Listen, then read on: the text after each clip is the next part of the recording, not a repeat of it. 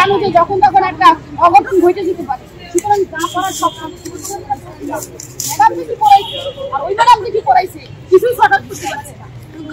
খোলা আকাশের নিচে ক্লাস, পাশে কৃত্রিম ঝর্ণা থেকে বেয়ে পড়া ঝিরিঝিরি পানির শব্দ।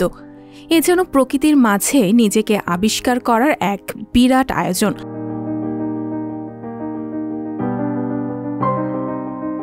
এমনই অভিনব ক্লাস অনুষ্ঠিত হয়েছে দেশের সর্বোচ্চ বিদ্যাপীঠ ঢাকা বিশ্ববিদ্যালয়ে। ভালো লাগলো, মানে খোলা মাঠে সবসময় আমাদের ক্লাসের মাঝে আমাদের আবদ্ধ হয়ে ক্লাস করতে হয়, তো ক্লাসরুমের বাইরে এসে একটা নতুন অভিজ্ঞতা হলো, তো সবকিছু মিলে ভালো ছিল। ক্লাসটা করে আসলে অনেক বেশি ভালো লাগছে।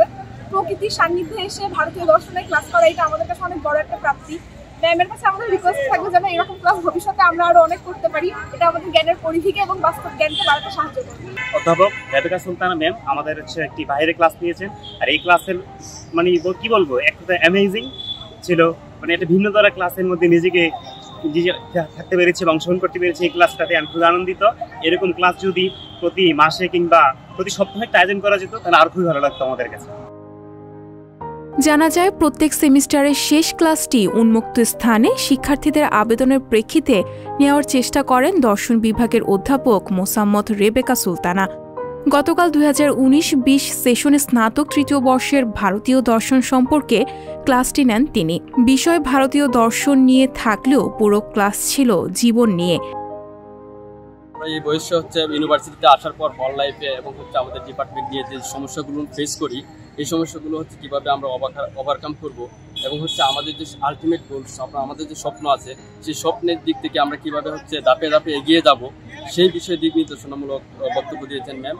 তাছাড়া আমাদের জীবনে যে বিভিন্ন ধরনের বাধা আসে, আমাদের দৈনন্দিন জীবনে যে বাধাগুলো আসে, সেই বাধাগুলো কিভাবে আমরা ওভারকাম করতে পারি, সেই দিক নির্দেশনা ম্যাম দিয়েছেন। এ সময় শতাধিক শিক্ষার্থী উপস্থিত ছিলেন। প্রকৃতির সঙ্গে সংযোগ ঘটানো ও প্রকৃতির সঙ্গে মিশে গিয়ে পঠন পাঠনের অনুভূতি কী রকম হয় তা অনুভব করাতেই ব্যতিক্রম ধর্মী এই ক্লাসের আয়োজন করা হয়।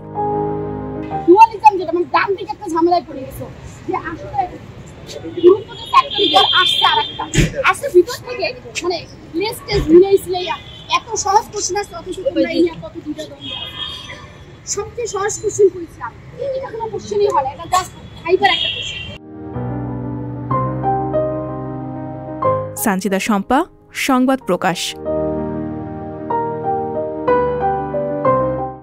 সংবাদ, ফিচার ও অনুষ্ঠানের জন্য ভিজিট করুন সংবাদ প্রকাশের ওয়েবসাইট এবং যুক্ত থাকুন ফেসবুক পেজ ও ইউটিউব চ্যানেলের সঙ্গে।